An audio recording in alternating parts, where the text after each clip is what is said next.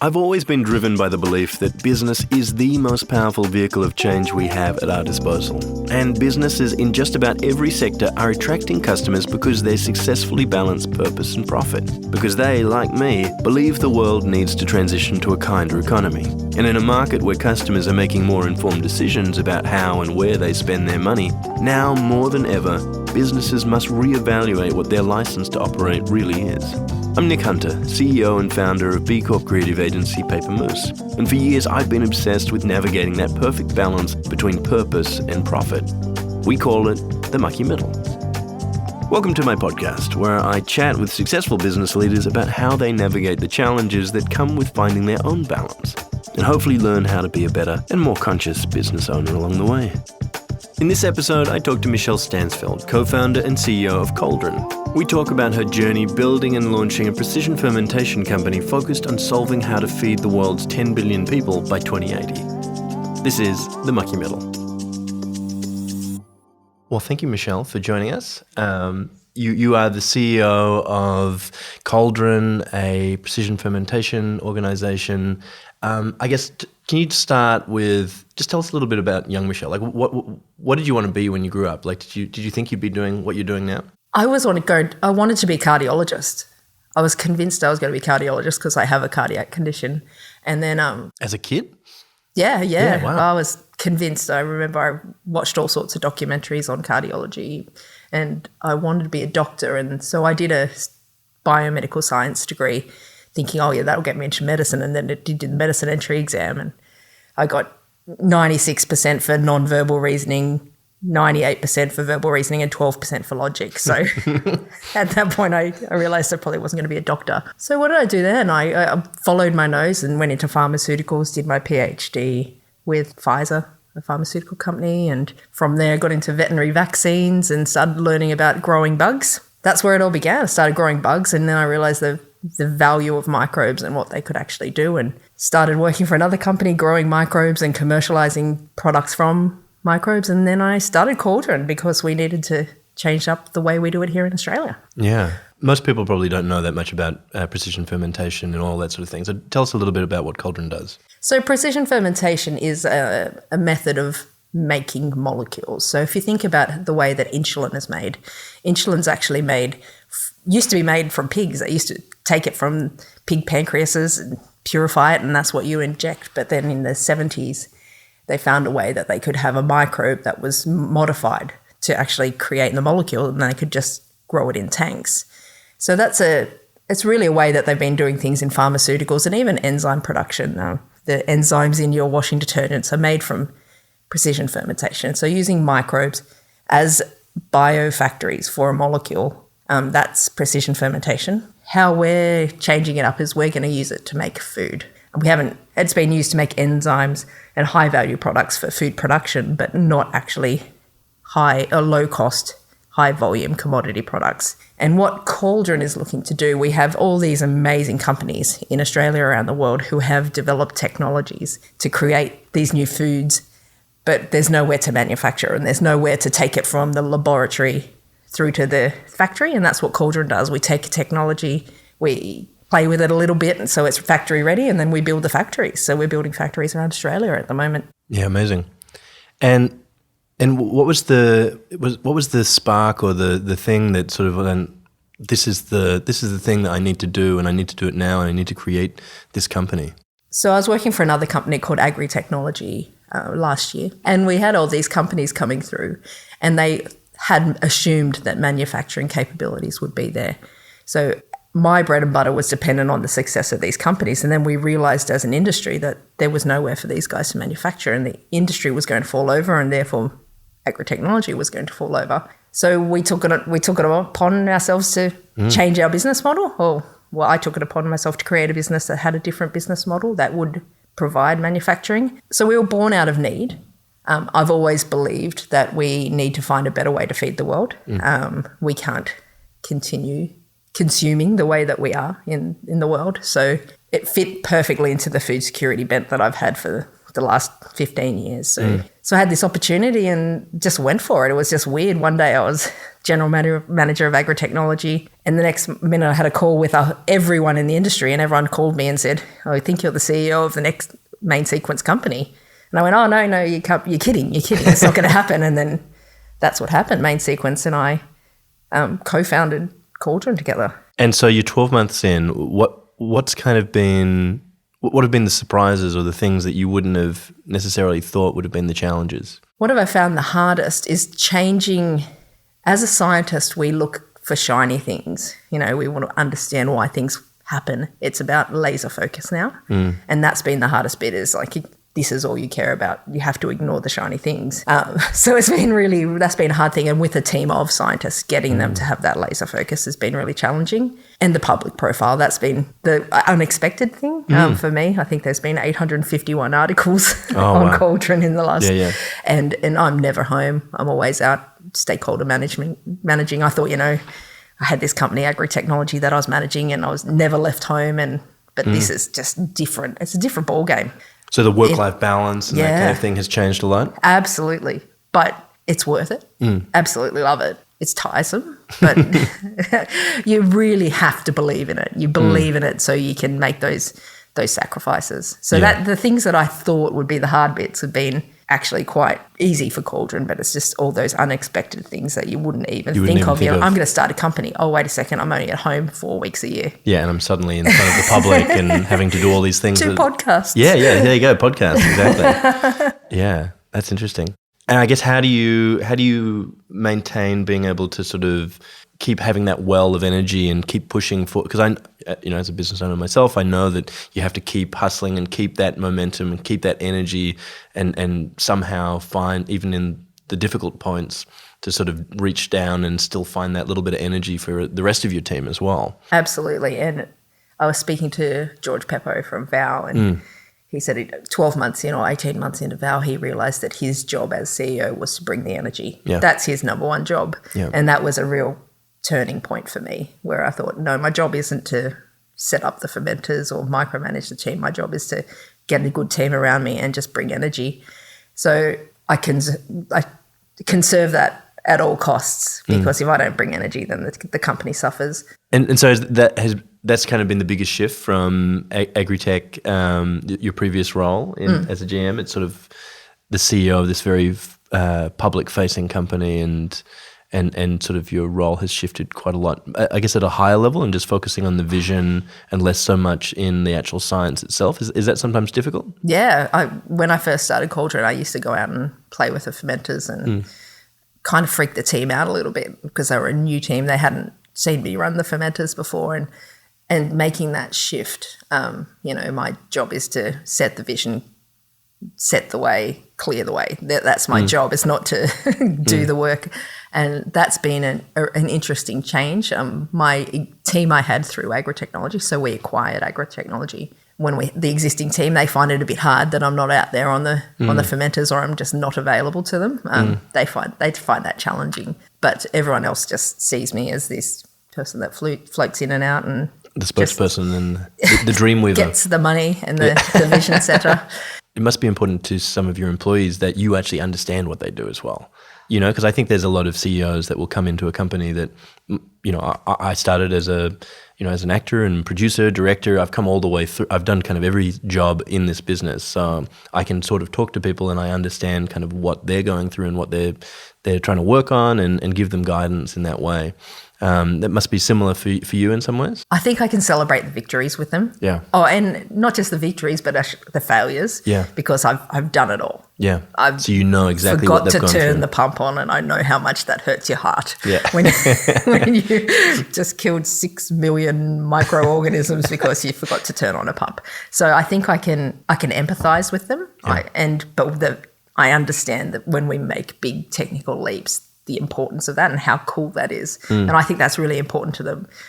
Yeah, interesting. Because it's interesting, I have other people and they're like, oh, you're just growing bugs. Yeah. But they grow on your skin. It's really easy. It's what we're doing is technically difficult. So I'm glad I can appreciate the value that they're contributing to the company. What is the difference? Like, talk us about that nuance, like precision fermentation. You talked about it a little bit before, but yeah, for the layman, what is... So when people think of fermentation, they think of wine or and beer. And so basically, even with wine, they get the fruit and they inoculate the fruit with a yeast, and they monitor some things, and they put them in these big tanks, and sometimes they cool them, sometimes they don't, sometimes they stir it a little bit. We liken their tanks to, say, the Renault Clio of fermenters. Right. So they monitor a couple of things. They perform, ours are the F1 of fermenters. We monitor everything. We control everything to the point where we'll know how many microorganisms are in the tank at a time. We're able to tell you how old they are. We can tell you how much oxygen's in there. We can tell you how much carbon or feedstock's in there. We can tell you what's in the off gases. Like, if we are really, when you look at an F1 car and what they monitor, we have just as many graphs. And that's how we liken it when people compare us to wine making. Wine making is a craft. Precision fermentation is a technology, a very deep technology. And how much is it like constantly changing? You talked about, you made a major breakthrough yesterday. Like how often is it sort of like big leaps happening?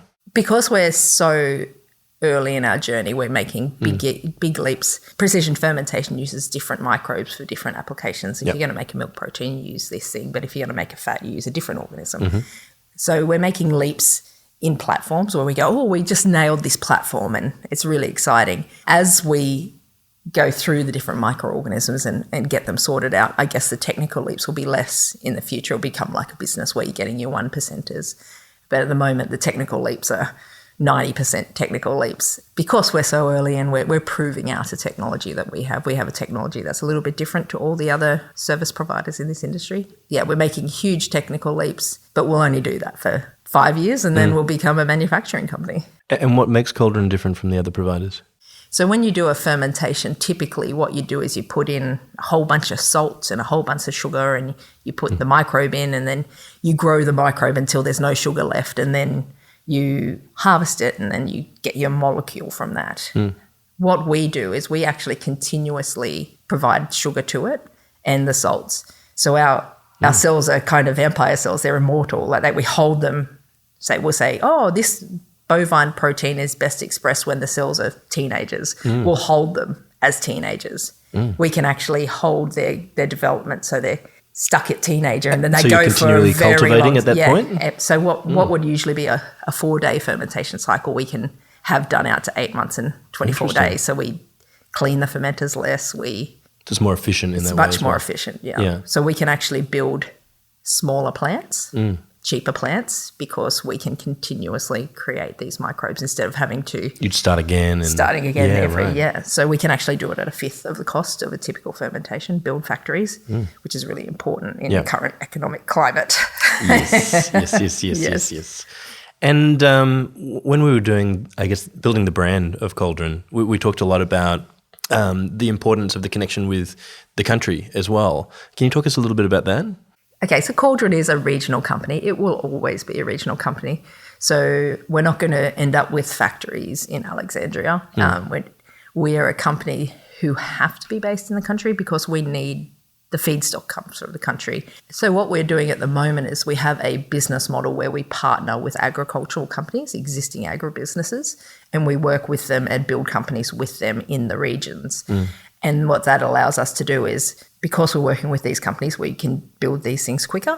We can access government funding a lot easier because we are building with businesses. We're not competing with businesses. And most importantly, we're not competing with agriculture. We're complementing agricultural companies. And that's really important to me because Cauldron isn't here to replace red meat.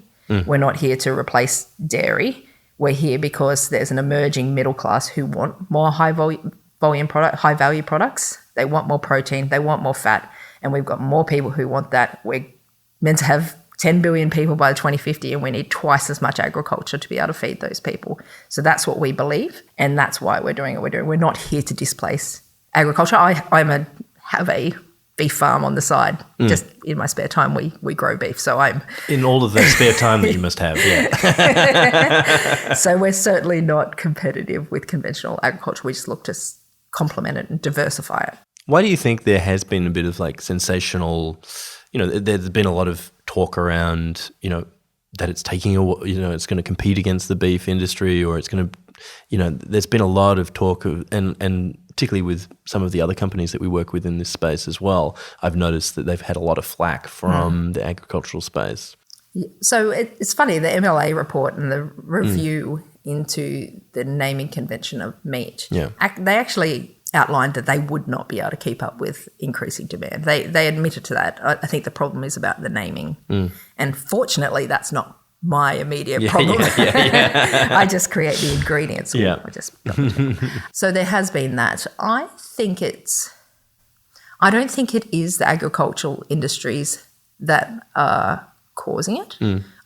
There are some startups who have been very vocal about their intention to displace animals in the food chain, and I think that's where a lot of it stems from. But we are very clear that we don't intend to displace animals. I think everyone I speak in agriculture, they know that they can't keep feeding. If the world is going to get to 10 billion people by 2050, they know they can't keep up.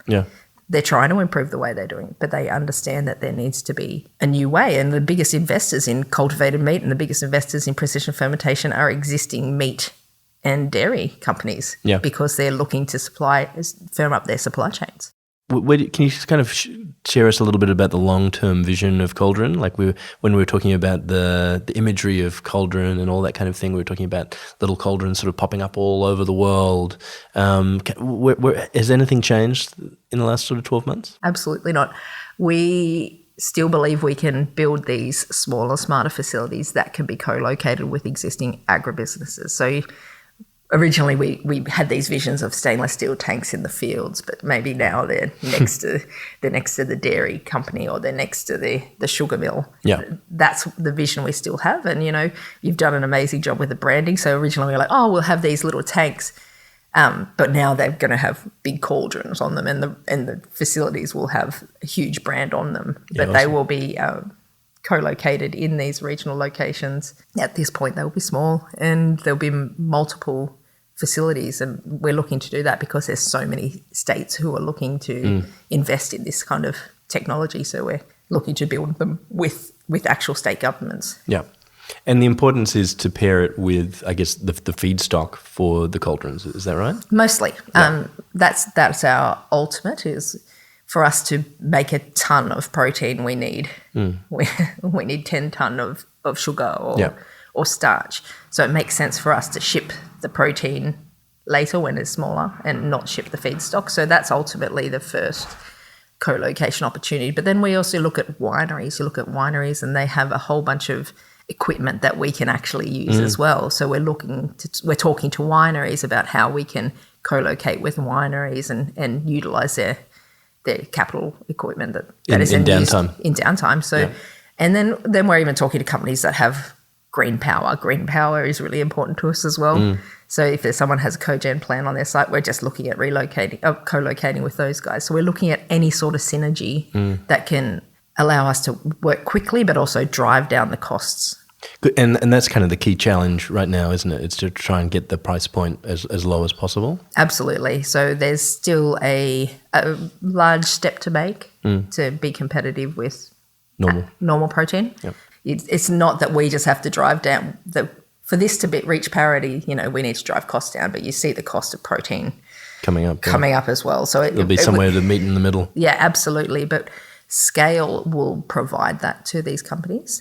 At the moment, there's just not enough steel in the ground for them to have the scale that they require to get those cost of goods, and that's what Cauldron's about. And we work with them from the start all the way through to the factory. So we call it the valley of death in technology, where you can't get it out of ESI row into a factory. We do that.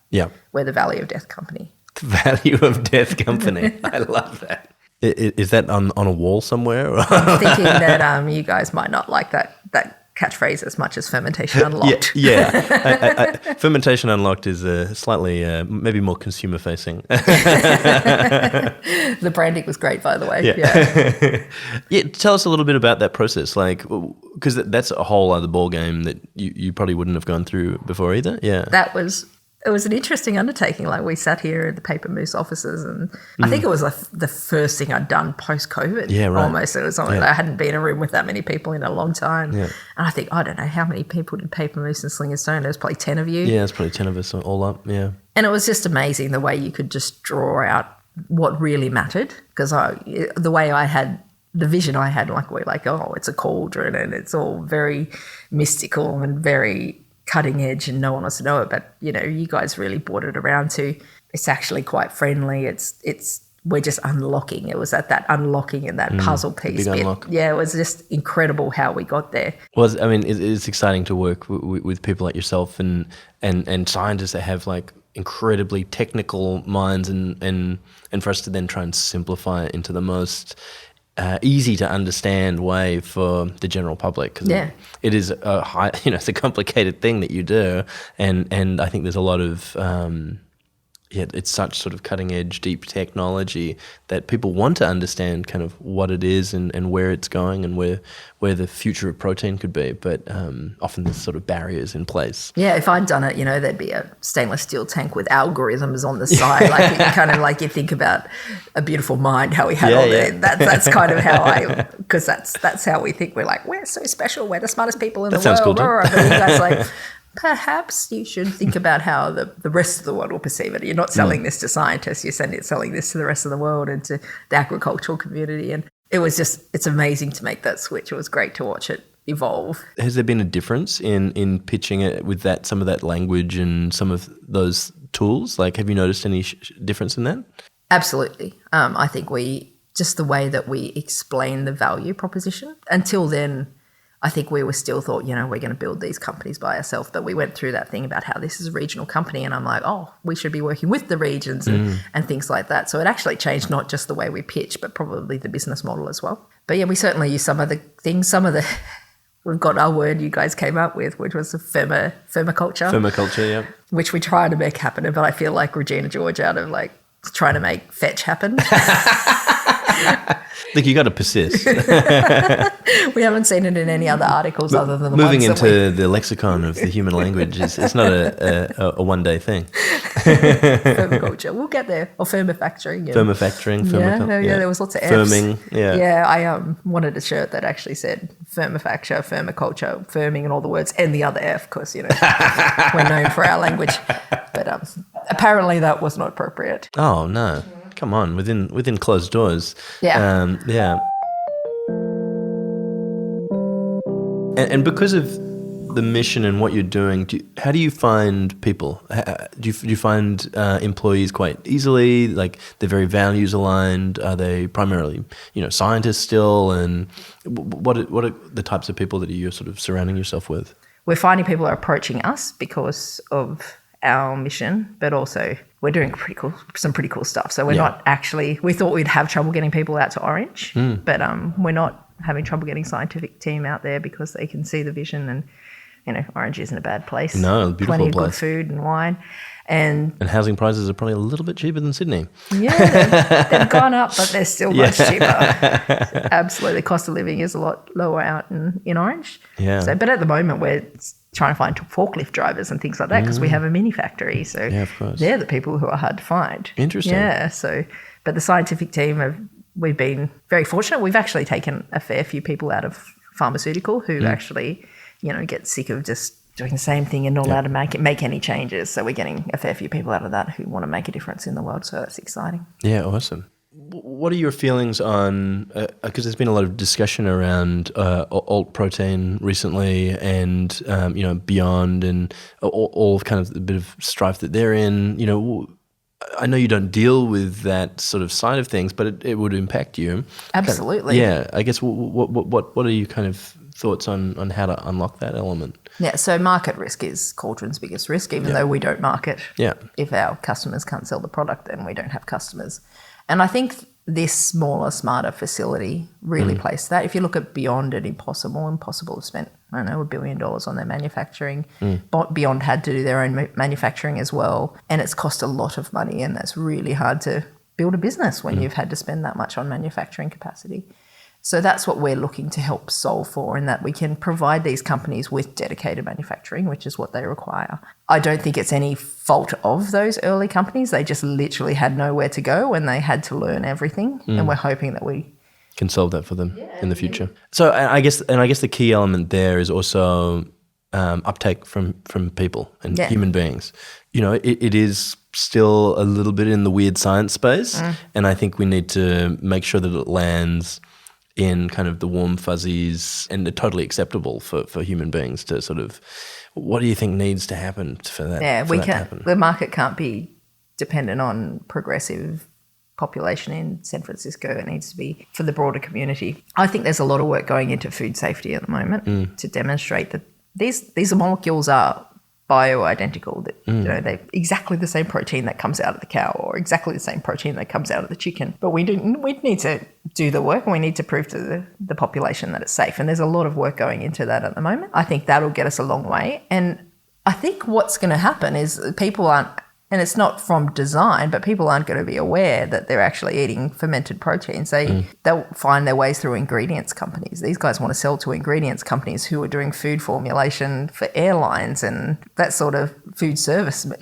thing. So being able to prove to ingredients companies that it's safe, that it's efficacious, so it actually does what it says. So if you're looking at egg proteins, it has to be able to make a meringue, or it has to be able to bind things together. I think once that's done, I think it'll become out of pure need. Like these ingredients companies, they'll start, their supply chains will start to dwindle, and then they'll have to start bringing things in. So it won't be necessarily the Rebel Whopper that's going to change the industry and people buying that from Hungry Jack's. It's going to be my belief is that it's going to be supply chain demands for big food manufacturers that will bring this into like an egg protein in a pre-mixed cake mixture or something like that, and things that you wouldn't even think of what the origins of this generic bag of things is. You know, no, exactly. Yeah, it's interesting. Because a lot of people, when you look at milk, a lot of people think, you know, what you're drinking is what comes out of the cow. It's certainly not the case. That milk goes to the dairy factory. It's completely pulled apart. Fats go one way, proteins go one way, water goes another way, and then it's reassembled as the milk we know today. Dairy companies are looking to just go, okay, if there's not enough protein in the milk, we'll just put these additional things in it. So it's going to be, I think it'll be bare necessity, and, you know, people are investing in us because they believe the next wars will be over food. They're not going to be over fuel. They're going to be over food, and that's why people are looking to invest in this sort of thing. Yeah, it's interesting.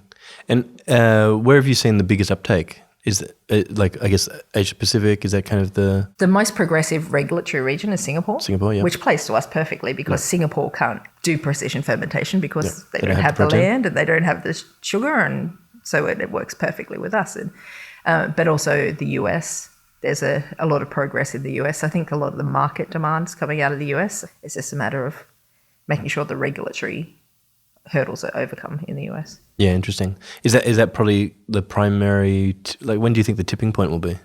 I think the tipping point will be when things become scarce or the economy too expensive. Things are going to become too expensive. And I read somewhere by 2030, only 1% of the population is going to, less than 1% are going to be able to afford animal-derived meat. Yeah, wow. That's what we're working towards. We're not working towards we're going to have a market in 2 years. Like, our investors know that this is a long game. Yeah.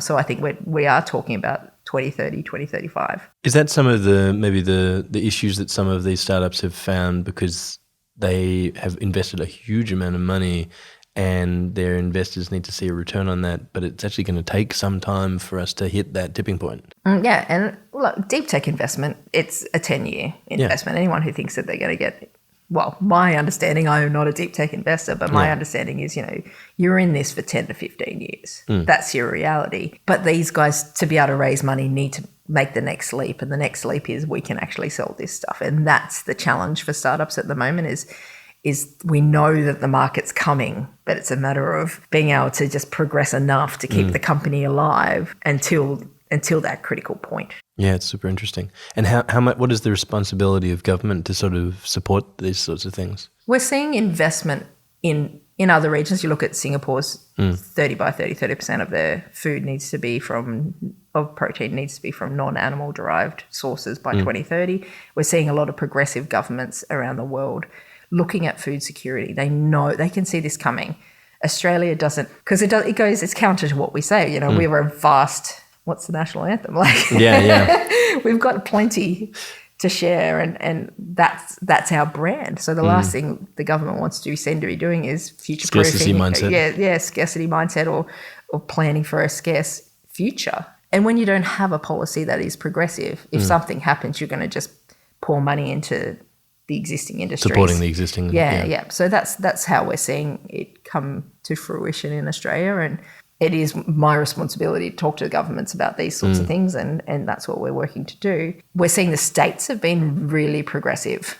They're looking to, because they look at jobs and growth, and they realise, a lot of states have realised that they're very dependent on mining, and they know social licence will disappear before the coal disappears. So they're looking to transition out of that. And being a regional company, that helps. Yeah, so that's what we're getting a lot of uptake from the states, who are looking to transition industries out of like the current space. We're doing a feasibility and building the first cauldron in Mucky. The Palaszczuk government's supported that. And if you look at the Mucky region, they have 70 years of metallurgic coal, but they believe, or some people believe, they only have social license to mine it for 20 years. So they're already looking at what do we have in the region that we can use other than coal, and they have sugarcane. So they're like, well, let's look at utilising that for the new industry. So it's the Biofutures campaign in Queensland, in far north Queensland, that we're working with. So it's interesting that and Western Australia are looking at the same thing in the Collie region. So it's an interesting time, but we're not getting a federal. When you say what are the government responsibilities, we're not getting support from federal government at the moment. It's really the states who are looking at jobs and growth. Yeah, interesting. Because you'd think that there'd be a massive export opportunity in that as well.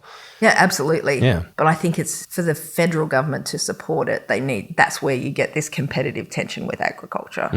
Federal governments really are supportive of conventional agriculture. They get a lot of advocacy from live animal export and all of that sort of thing. So, I mean, that's going to be another issue in the social license as well at some point, whereas exporting protein in, what would it be, in tanks? Or? Oh, no, it'd be literally dried white powder. Dried white powder, wow. In paper sacks. In paper sacks. 20 kilo paper sacks. Amazing. That's what we're looking at exporting. Everyone says, exporting that is really expensive, but compared to exporting a cow, it's not. Yeah. Wow, it's amazing. So it'd be like almost just like exporting grain or anything like that. Yeah. Exactly right. We're just but a high value protein. High value protein. You know, talking about going back to sort of like the shifts in your work-life balance and the role, like how have you found managing that? I'm still loving the travel. So 140 flights last year. Wow. Lots of frequent flyers. Again, it's about energy. Like I spend a lot of time in Queensland. Love Brisbane. Love Mucky. Love up there a lot. But again, it's conserving energy. It's hard work traveling, and it's hard work, especially with people who don't understand the high growth mindset. You know, if you wake up at 1 o'clock in the morning or sending text messages or messages, they don't understand that. This is what I'm doing and this is my everything at the moment. Yeah. And that's what I have to do. It's interesting when you've gone from being a wage slave, and I've always put myself to dedicated myself to work very much, but this is just a different ball game. It actually helps with family and friends when you're actually invested, because they're like, oh, well, you're actually going to gain something from this. You're not just making another person rich. Yeah, interesting. So you think it's easier to communicate it to family in some ways? Yeah, it is actually. That. Why do you work so hard? Yeah, well, I'm actually invested in it, and it's mine, and it's They're like, oh, okay, well, if you stand to make some money out of it, then Sunday afternoons are negotiable. Yeah. Is there a switch off, or is it just kind of 24/7, always on at this current point? Because it is early. Since I've got a great exec team around me in the last couple of months, I have been able to switch off, getting more than 2 hours sleep a night at the moment, which is excellent. Yep. I'm a CEO of a startup, high growth startup. There is no switching off. Yeah. Even when you're taking time out, it's always in the back of your mind. You just don't show it outwardly. You don't. Just remember it in your brain and text it when people aren't looking. Yeah, Danny will always say at dinner or something, you in a moose hole? I'll just sort of make an expression, something's ticking over in my brain, and I'll sort of have to snap out of it. Sorry. Yeah, absolutely. Gotta try and be here, I ride dirt bikes. Is that your happy place to sort of get away, turn off your brain to something else? If you're thinking about anything else, you end up in a tree. Yeah. So it's a really... that's the sort of thing that the only thing that can get you to stop, I think. And you'll find that a lot of execs in these sorts of teams do crazy things like dirt biking, or they train. They're all buffers or get out because they just push themselves so hard physically, because that's the only way you can switch your mind off. I haven't hit that physical thing yet, but I ride my bike. But what do you think is the thing that people underestimate being an entrepreneur? I think some people get it when they're getting into it, but that transition from being passive employee, even if you were the hardest working employee for a company, you're still passive. It's that all encompassed, like there is nothing else mindset. And people say, work-life balance. I was at a Women in VC thing the other day, and they're like, oh, how do I raise children and be the CEO of a startup company? Again, I don't have children, so how do I do that? And you're like, well, sometimes you have to choose, if you know what I mean. If you are raising children, like there's amazing people like Anna Altachi at Nourish, and I don't know how the hell she does it. She's got small kids. She's a founder of Nourish. She does it all. But you have to be all in. It's just all in. I guess there's no way to explain it until you're an entrepreneur. And you've obviously, you get it. I can tell that your eyes have a glaze over. It's like, oh, yeah, you're all in. That's what people don't understand. Yeah. You say, I'm going to do this, but, it's going to be, I might have to work 7 to 7. But it's between the other 7 to 7 when it's just sirens in your head. It's always in the back of your mind, yeah. And just the urgency. Yeah. Being in a high-growth startup, there is no, okay, well, we're just going to sit where we are for 12 months and see what happens. For a little while. Yeah, let's just because the investors don't allow for that. So that pressure is it's exciting though. It's exciting, yeah. Yeah, awesome. Yeah, you love it, I can see. I always think about I have 3 kids, and my first child is paper moose, and the other 2 are, a little bit neglected sometimes because of the older child. But yeah, it is a struggle to sort of find that balance, and I do, I swim and I try and switch off, and creating a great culture with people around you that you trust is obviously key to that as well. Oh yeah, absolutely. When I was doing this by myself at the start, I never did it by myself. I always had Main Sequence and some great partners there. It's a different game when you have some people that an exec team or people around you that you can trust. Yeah, absolutely. I don't know how people could do it alone. Yeah. And that's the thing. I can't. Yeah, and I understand why people bootstrap. I understand they don't want to give away equity, but I couldn't imagine doing it without this team. And I guess also probably the speed at which you could grow is far more accelerated by having immediately that expertise. And Josh and I built this business over 12 years with absolutely zero knowledge of how to do anything in advertising or production, and made a hell of a lot of mistakes on the way. But if I was to do it tomorrow, it would be, it would take 12 months. Yeah, and I think that's a really important thing about having active investors. They've actually seen this before. Yeah. Like having Phil at Main Sequence around is amazing, and Chris from Horizons, they just they've seen it before. They go, oh, don't go down that path. We've seen that before, and that's really important. And then having the exec team around, like David, my co-founder, who's invested in these technologies before, they're great when it comes to the strategy and keeping things going. I couldn't imagine doing it by myself. It wouldn't be successful. I think you just need sometimes those confidants that you can have a talk and late night at night when everything is going to shit, and to be able to have that conversation and just go. You can't have that with the spouse or with your mum or your uncle. Employees sometimes. Yeah. Oh, you don't want to have it with employees. No. Wear the flap jacket, man. Yeah, that's it. Yeah, unfortunately, we are sometimes the flak jacket. So, especially in Australia, we're really fortunate. Like pretty much all of the startup CEOs in this space, we all know each other, and if we need to have a chat, we'll have a chat. I've got so many people on speed dial that that's awesome. And I guess you are all working in a space that it's a story of all boats will rise. Absolutely. That's the thing. Like, let's build the industry now and compete later. Yeah, 100%. Yeah. Then you can become enemies. But then we'll become enemies once we're all successful. Yeah, that's fine. Moderately successful. Yeah. You mentioned other female founders, and it is kind of.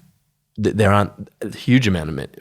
How do you find that? Like, it is an interesting thing. I don't put that much focus on it. I've never felt, and maybe it's because I'm in STEM, I'm in science, I've never felt that being a woman has has influenced my ability to proceed. So if you look at the current, say, precision fermentation or even cellular agriculture in Australia, there's probably 4 women founders in all of the companies. But it's not like we have a team or a group, we get together and we talk about it sort of thing. It's so hard being a founder. I think you have to just be a founder. Yeah. Ultimately, when it comes to these things, it's really important to VC funds, those sorts of things, because diversity and ESG are really important. But our fundraise was the second highest fundraise from a female founded company. So that was exciting. And, you go, the only time I ever sit there and go, wait a second, this is important, is when social media. I had a post, an article in the local paper, and I used the word girl boss or boss lady. Yeah. And the social media blew up. Why can't we just call you a boss? Why do you have to be a boss lady? And I'm like, well, you come and work in an industry where, 2% of investment actually goes to female founded companies. So you're pushing shit uphill already. Yeah. And that's at those points of time when people who aren't in the arena start criticizing, saying, why are you calling yourself a boss lady? It was a off the cuff remark. And you sit out there and say, oh, well, actually things are stacked against me. And I don't feel it.